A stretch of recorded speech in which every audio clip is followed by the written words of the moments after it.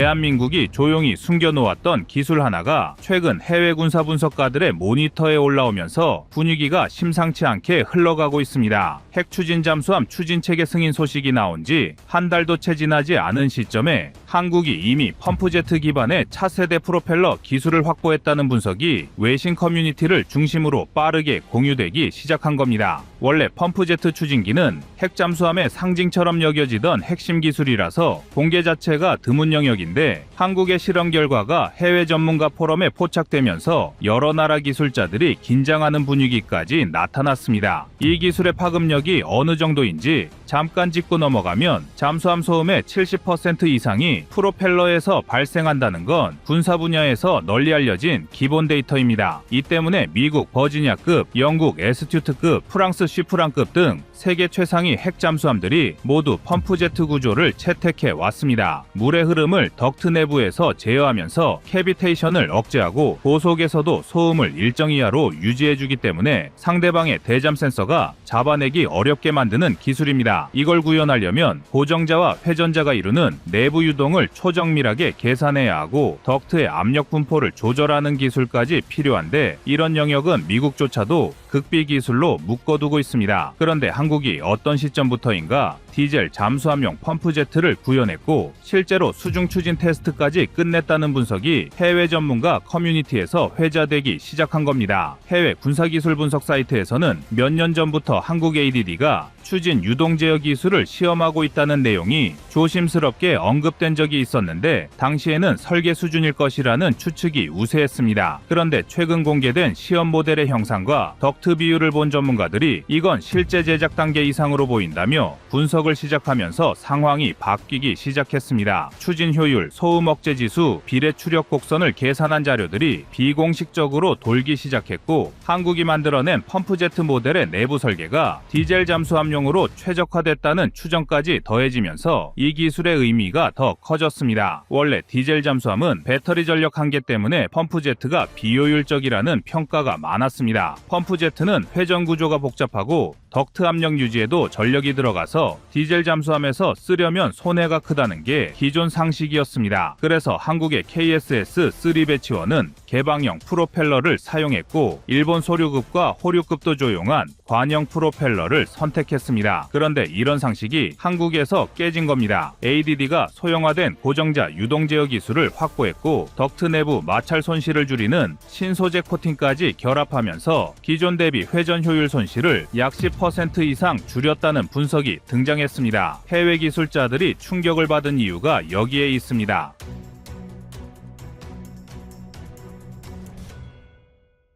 기존 문헌 기준으로 펌프제트는 개방형 프로펠러보다 효율이 15%는 떨어지는 것으로 알려져 있었는데 한국 모델로 추정되는 수치에서는 그 격차가 크게 줄어든 겁니다. 여기에 모터 출력 분배 알고리즘까지 바뀐 흔적이 발견되면서 이건 단순 실험용이 아니라 실전 배치를 전제로 연구된 모델일 가능성이 크다는 평가가 나오고 있습니다. 디젤잠에서 펌프제트를 사용한 사례는 러시아 키로프급 일부 변형 정도밖에 없고 그마저도 중량 증가와 효율 문제 때문에 널리 적용되지 못했습니다. 그런데 한국은 디젤 잠수함 특성에 맞춰 다시 설계한 것으로 보이며 해외 분석가들은 이 구조가 나중에 한국형 핵잠수함의 기본 추진계로 확장될 가능성이 매우 크다고 보고 있습니다. 핵잠수함은 출력이 충분하기 때문에 펌프제트를 사실상 완벽하게 활용할 수 있는데 한국이 디젤 단계에서 이 기술을 이미 확보했다면 핵잠용으로 전환하는 건 구조 보강과 비율 조정 정도로 끝날 가능성이 크다는 뜻입니다. 이런 흐름이 읽히는 순간 해외 군사 커뮤니티가 즉각 반응한 이유를 이해할 수 있습니다. 한국이 핵 추진 잠수함을 공식 승인받은 지 겨우 한 달 남짓인데 이미 펌프제트 실물 기술을 갖고 있다고 해석되는 정황이 등장했기 때문입니다. 여기에 더해 한국 조선 기술의 특성도 해외 전문가들의 분석을 자극했습니다. 한국은 세계 조선 시장 점유율에서 70% 이상을 장악한 시점도 있었고 LNG선과 고압 기술 분야에서는 이미 압도적 기술력을 보여줬습니다. 잠수함 추진 체계와는 결이 다르지만 금속 피로도 관리, 용접 정밀도, 수중 유동 제어 기술은 전부 조선 기술의 연장선입니다. 해외 분석가들은 이 부분을 예의주시하고 있었고, 한국이 가진 조선 기술 기반이 잠수함 펌프제트 제작으로 이어지는 건 시간 문제라고 봤습니다. 그래서 지금 나타난 기술적 단서들이 외신 전문가들 사이에서 빠르게 연결되고 있는 겁니다. 이 기술이 왜 이렇게 큰 충격을 줬는지 감정적으로도 와닿는 부분이 있습니다. 중국은 펌프제트를 흉내내려고 여러 차례 시도했지만 유동 제어가 불완전해 고속에서 소음이 오히려 증가하기도 했고, 최근 공개된 093A 개량형에서도 저속 소음 개선 정도만 확인됐다는 평가가 있는 상황입니다. 이런 상태에서 한국이 디젤잠 기반 펌프제트를 성공한 정황이 포착됐으니 여러 나라 기술자들이 한국의 조용한 도약을 의식할 수밖에 없습니다. 특히 핵잠 사업을 신규 추진하는 국가들 입장에서는 한국이 갑자기 기술적 선두권에 들어와 있는 듯한 분석 결과가 나오면서 위기감을 느끼고 있는 분위기까지 나타났습니다. 결국 이 모든 흐름을 종합해보면 한국의 펌프제트 기술은 단순한 부품 개발이 아니라 향후 핵잠수함 시대의 밑그림을 사실상 완성해 놓은 단계로 해석할 수 있습니다. 해외에서 반응이 먼저 튀어나온 이유도 여기에 있습니다. 한국 내부에서는 조용히 실험이 진행됐지만 기술적 흔적이 해외 기술 분석 자료를 통해 드러나기 시작했고, 그 결과 한국의 핵잠수함 개발 일정이 생각보다 훨씬 앞서 있다는 평가로 이어지는 겁니다. 해외 전문가들이 한국의 펌프제트 기술을 심각하게 바라보는 또 다른 이유는 한국이 선택한 추진체계 개발 방식이 기존 강대국들과 완전히 다르기 때문입니다. 미국과 영국은 핵잠 전용으로 기술을 설계했고, 프랑스는 국가 규모에 맞춰 효율 중심의 경량형 모델을 발전시켰습니다. 그런데 한국은 디젤 잠수함 단계에서부터 펌프제트의 구조적 한계를 해결하려고 덕트 내 마찰 계수, 회전축 토크 분배, 고정자 각도 변화량 같은 미세한 수치를 전부 다시 계산했습니다. 야전 기술자들 사이에서도 이걸 한국 방식이라 부르는데, 단순히 따라가는 게 아니라 아예 근본 구조를 바꿔서 새 기준을 만들어버리는 방식입니다. 최근 해외 연구자가 공개한 자료에서는 한국 실험 모델로 추정되는 펌프제트가 내부 압력 손실을 기존 대비 약 12% 줄였다는 계산이 등장했습니다. 압력 손실이 줄면 결국 전력 부담이 줄고 디젤 잠수함에서도 안정적인 속도를 유지할 수 있다는 의미입니다. 이 계산이 사실이라면 한국은 디젤 잠수함용 펌프제트의 가장 큰 단점이었던 전력 효율 문제를 세계 최초로 해결한 셈입니다. 미국도 디젤 기반에서는 이 기술을 시도하지 않았고, 중국은 고속에서 소음 문제가 터지면서 적용을 포기했기 때문에 이 지점에서 한국의 우월성이 자연스럽게 드러나는 겁니다. 이 기술의 의미를 더 깊이 보면 한 가지 결론에 도달합니다. 펌프제트는 단순한 추진기가 아니라 잠수함 전체 설계의 핵심이 되는 기술입니다. 선체 뒤쪽의 물 흐름을 바꾸면 소음 패턴이 달라지고, 수중 진동 수치가 변하면 센서 배치와 흡음재 구조까지 모두 다시 설계해야 합니다. 즉, 펌프제트를 제대로 만들었다는 건 잠수함의 전체적인 음향 지도를 스스로 그릴 수 있다는 뜻이고, 이는 사실상 자국형 잠수함 기술 독립을 의미합니다. 한국이 지금까지 독자 개발 비율을 꾸준히 올린 이유도 여기에 있습니다. 단순 부품 국산화가 아니라 잠수함을 처음부터 끝까지 한국식으로 설계할 수 있는 능력을 확보하기 위한 과정이었고, 펌프제트 기술 확보는 그 마지막 조각에 가깝습니다. 해외 분석가들이 특히 주목한 점은 한국의 펌프제트 구조가 완전한 대칭형이 아니라는 부분입니다. 미국 버지니아급의 펌프제트는 완전 대칭에 가까운 구조인데, 반해 한국 모델은 고정자 각도가 일정하지 않고 덕트 안쪽 면적이 미세하게 변하는 형태로 보입니다. 이 비대칭 설계는 난류를 덜어내고 회전자의 소음을 일정하게 분산시키는 더 고급 방식입니다. 중국이 그동안 실패했던 이유가 고정자 각도를 단순 대칭으로 설계해서 난류가 한쪽에 몰렸기 때문이었는데, 한국은 이 문제를 건드린 겁니다. 해외 기술자들은 이걸 보고 한국이 미국과 영국이 가진 비밀 설계의 일부 원리를 독자적인 방식으로 스스로 찾아낸 것 같다고 평가하고 있습니다. 그리고 이 기술이 더 빛을 발하는 지점은 바로 확장성입니다. 디젤 잠수함용으로 설계된 펌프제트는 출력이 제한되어 있어 내부 구조가 더 정밀할 수밖에 없습니다. 그 덕분에 후에 출력이 훨씬 큰 핵 잠수함에 적용할 때 구조적 스트레스를 훨씬 여유 여유 있게 배분할 수 있습니다. 이건 미국과 영국이 처음부터 핵잠 기반으로 설계한 방식과는 정반대입니다. 한국은 더 어려운 모델을 먼저 완성해서 나중에 출력이 큰 버전으로 확장하는 방식이라 작업 난도가 압도적으로 높습니다. 그런데 한국이 그걸 해냈다는 분석이 나오고 있으니 해외 전문가들이 놀랄 수밖에 없는 겁니다. 프로펠러 기술의 핵심 중 하나인 음향신호 억제 능력에서도 한국의 설계 방식은 독특합니다. 대부분의 국가들은 날개 끝단 회전으로 발생하는 캐비테이션을 줄이는 방식으로 접근하는데 한국의 실험 모델은 아예 덕트 내부 압력 분포를 바꿔 캐비테이션 발생 압력을 더 뒤쪽으로 밀어내는 방식입니다. 이 방식은 새로운 연구 결과가 필요한 영역인데 ADD가 몇 년 동안 수중 유동 실험 데이터를 축적해온 덕분에 가능했을 것으로 보입니다. 이게 실전형 모델로 완성되면 한국 잠수함의 수중 방사 소음은 기존 디젤 잠수함 기준을 완전히 벗어난 수준까지 내려갈 가능성이 큽니다. 이쯤 되면 해외 분석가들이 한국 기술을 볼 때 단순한 신흥국이 아니라 핵 잠수함 기술 상위권으로 분류하려고 하는 이유도 자연스럽게 연결됩니다. 한국은 스스로 소음 지도를 설계하고 자체 추진기로 완성된 모델을 만들 수 있는 기술적 기반을 가진 몇 안 되는 국가가 됩니다. 미국, 영국, 프랑스처럼 오랜 핵잠 역사가 있는 나라들만 가능하다고 생각했던 영역에 한국이 갑자기 올라온 셈이죠.